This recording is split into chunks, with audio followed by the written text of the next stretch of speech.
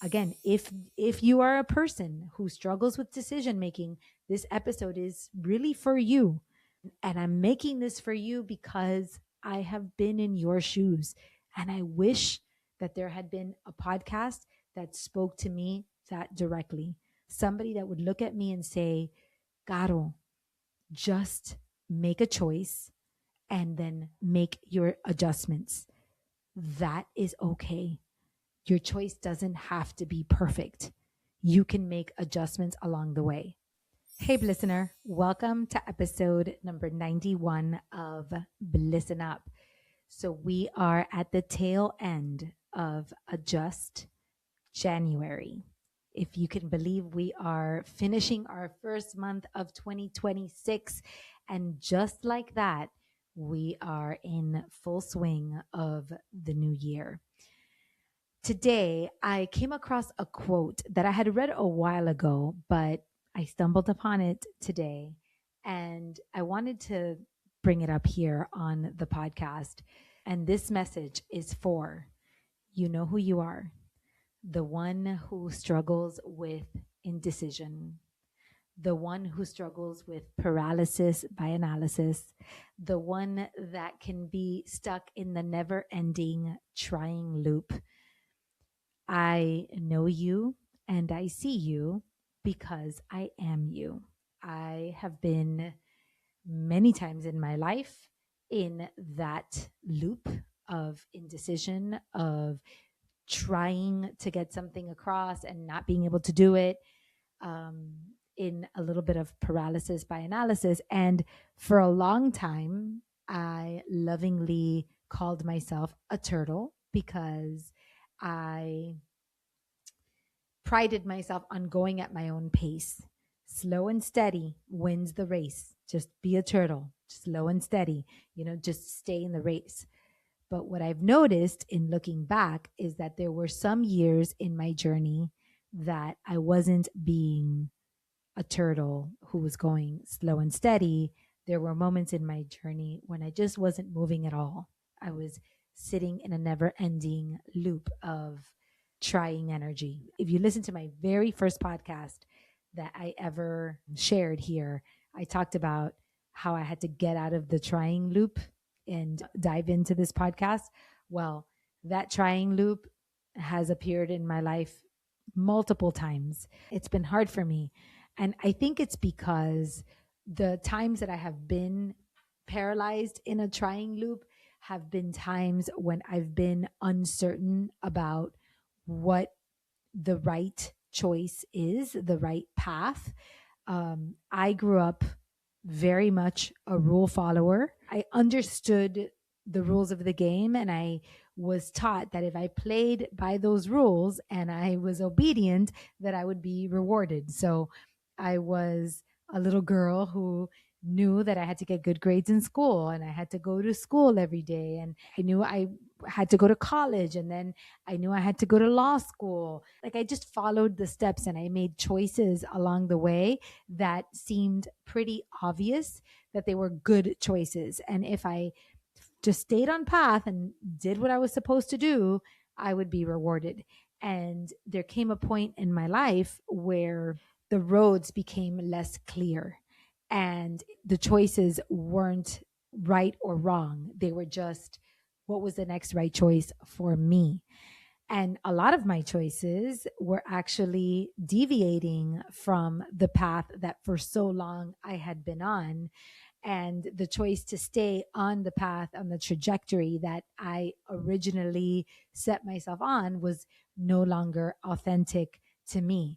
And in that transition, there was a lot of uncertainty, there was a lot of fear, there was some issues with self confidence. And I got stuck many times trying to figure out what the best path was going to be. So I came across this quote by James Clear, and I saw it this month of Just January. I knew that I had to share it with you. And the quote is, "The sooner you make a choice, the sooner you can make an adjustment." I have to tell you something. If I knew back when I started this journey in 2015, maybe not even 2015, I would say earlier. If I knew this back in, I don't know, 2011, I would have made choices a lot sooner. And I believe I would have been a lot further ahead in the path than I am. Having have said that, I also believe in divine timing. I also believe that you have to go through your own process. And part of the process that I had to go through was to go through the growing pains of that kind of paralysis and being stuck in a trying loop. I don't want for my life to be different. I don't want to have changed anything that I did up until here because I have designed a life that I love. But what I do want is to avoid you wasting unnecessary time because you don't understand this premise. And I don't want you to get stuck any longer than you have to be stuck or than your natural process is meant to take you. And worst of all, for you to be forever stuck because you don't understand this process. Okay. So the sooner you make a choice, the sooner you make an adjustment. You see, in those moments that I was stuck in a trying loop or I was stuck in indecision, what happened was that I was engaging in enormous amounts of thinking energy so that I can make all of my adjustments before I made my choice in hopes that I could make the best fail proof, perfect choice I could make. And then I can go forward. So, a perfect example is in 2015 when I decided that I was going to follow my father's footsteps and I was going to take over his legacy career of motivational speaking. And I was going to adopt that as my own and leave the legal profession so that I too could become a motivational speaker. I spent an enormous amount of time trying to perfect everything about being a motivational speaker before I got out into the world and started delivering speeches. Why? Because I didn't want to look like an amateur, because I didn't want to feel like I was a newbie or a baby speaker, because I felt like I had big shoes to fill with my father's work, because I wanted everything to be polished and professional. And all of those thoughts kept me trying to make adjustments before making any choice. So I spent so much time in trying to develop my signature story, my signature speech, to develop my brand, trying to develop my website. I kind of wanted to build a business in a box so that everything was like perfectly branded. And all I had to do was show up and tell everyone that I had arrived and just start speaking and making money and just be famous. And that was it. Right. That was like, I think where my thought was, where my head was at the time. And what I've learned from that experience is that a wiser move would have been to just start delivering imperfect speeches as consistently as I could. Don't develop a website. Don't worry about your signature story. Don't worry about building the perfect brand. Just make the choice to put yourself out there and speak everywhere and anywhere for whatever fee, in whatever setting, so that you can then from that place start making the necessary adjustments in order to build the brand that it is that you want to build. There is an evolution that unfolds when you do the work. And I just wanted the evolution before I did the work. Hey, quick pause from the episode to ask you, have you chosen your one word of the year yet? I am a huge proponent of having one word to anchor into the year and live with intention. If you need a little help, I have created a free guide to support you in the process with prompts and a video and all sorts of good stuff to help you choose your one word. So go to the show notes or just go to carolinedeposada.com/one-word. That will get you going to get you your one word of the year. Back to the episode. The same thing happened to me when I decided I wanted to have a podcast. I spent about 4 years wanting to start a podcast, but I wanted to have the perfect title, the perfect thumbnail, the perfect music, the perfect intro, the perfect outro. I wanted to know how long my episodes were going to be, precisely what format they were going to be. I wanted to know, was I going to interview people? Was I not going to interview people? I wanted to have everything predetermined. I wanted to make all of my adjustments ahead of time so that when I launched my podcast, it would be fail proof and it would just be a smashing success without any hiccups. And now I realize that even though I love this podcast came 4 years later than it could have had I been willing to choose and then adjust. What if I had been willing to change the title or willing to change the thumbnail or willing to change the intro or the outro and just do it imperfectly, but get the message out and actually discover what was the right process for me then? Now, I ended up doing that anyway 4 years later.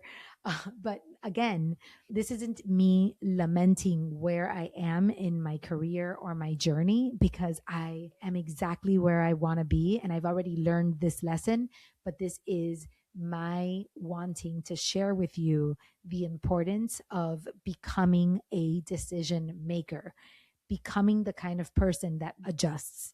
You make a choice and then you adjust, because I could have had more years under my belt than I do if I had learned this a little earlier.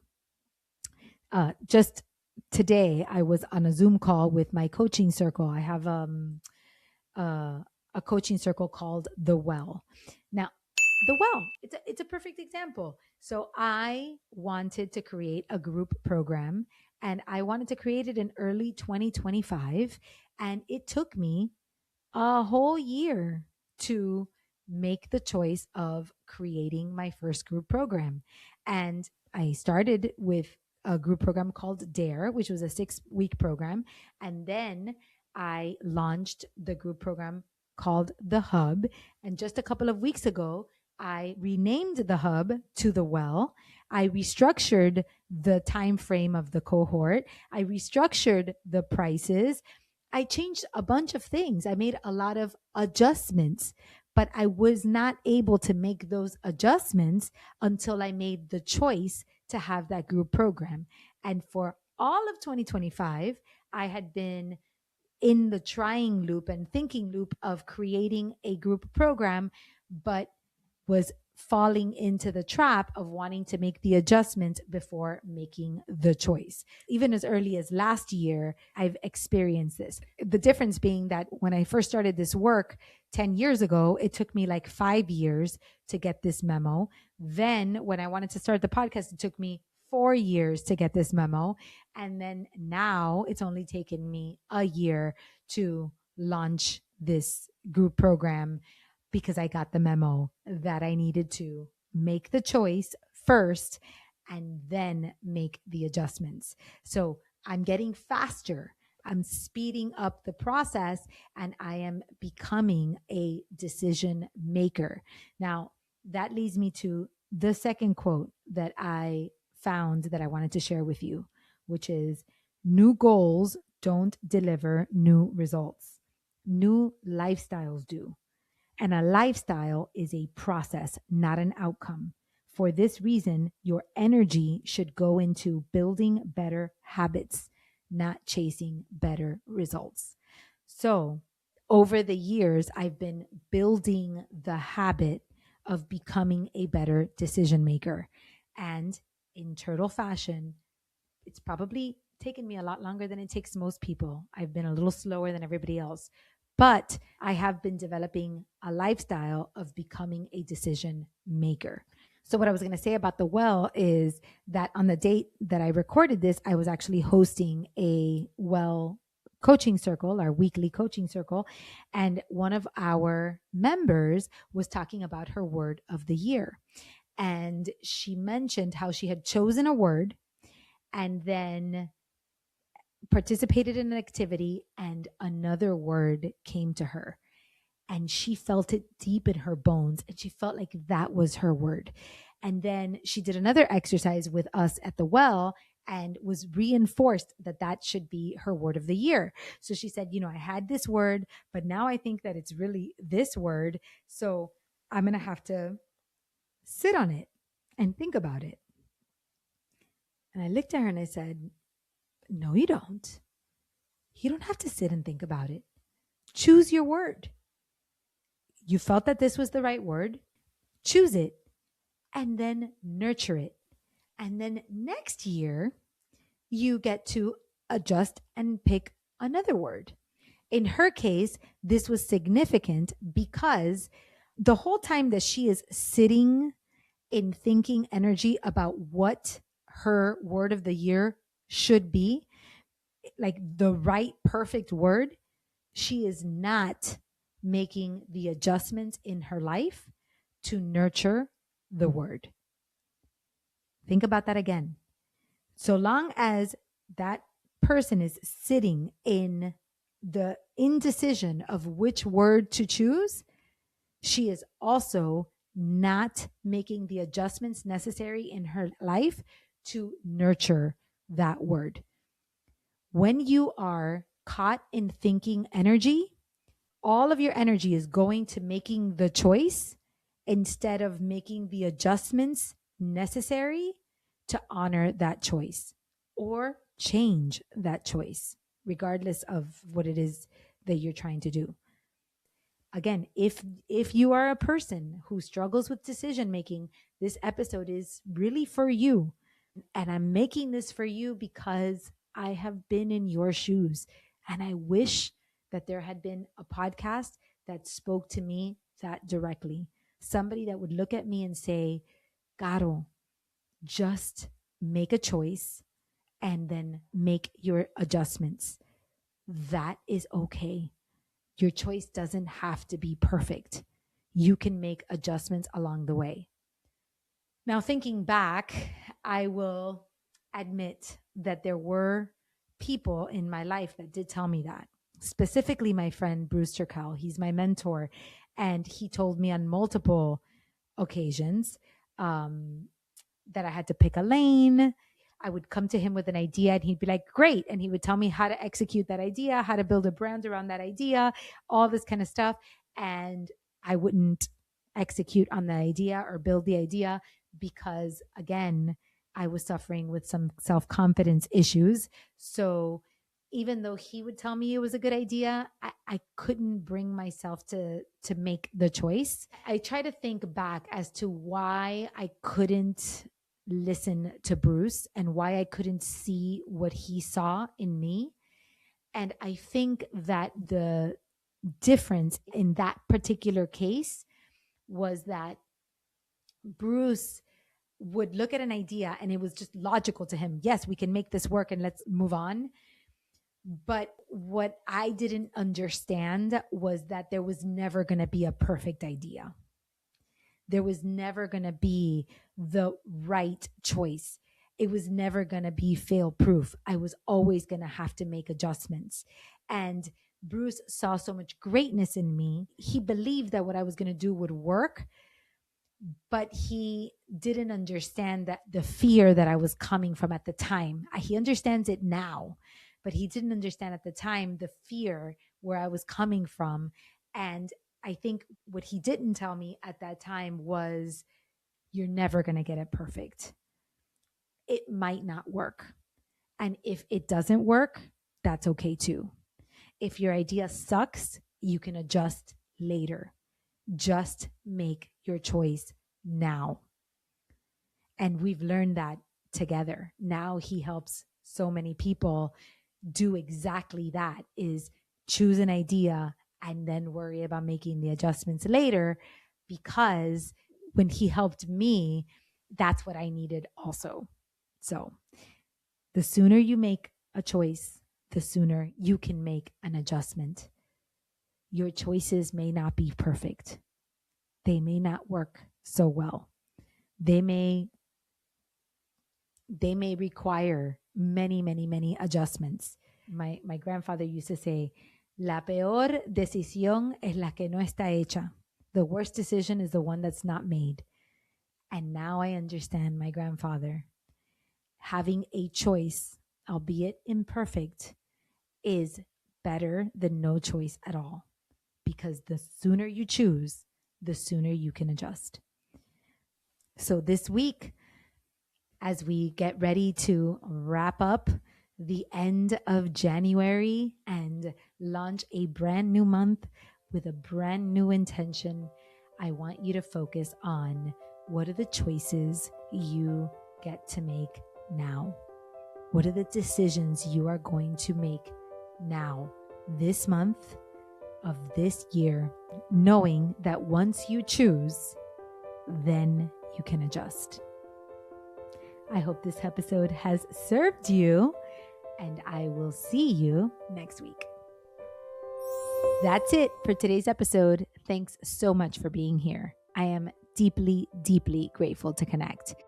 If you're loving this podcast, I'd love if you'd follow, rate, or leave a review wherever you listen to podcasts.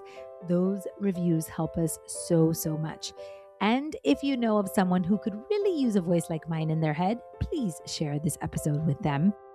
Now, if you're feeling called to keep the conversation going, come join us inside the Bliss and Up community on Facebook.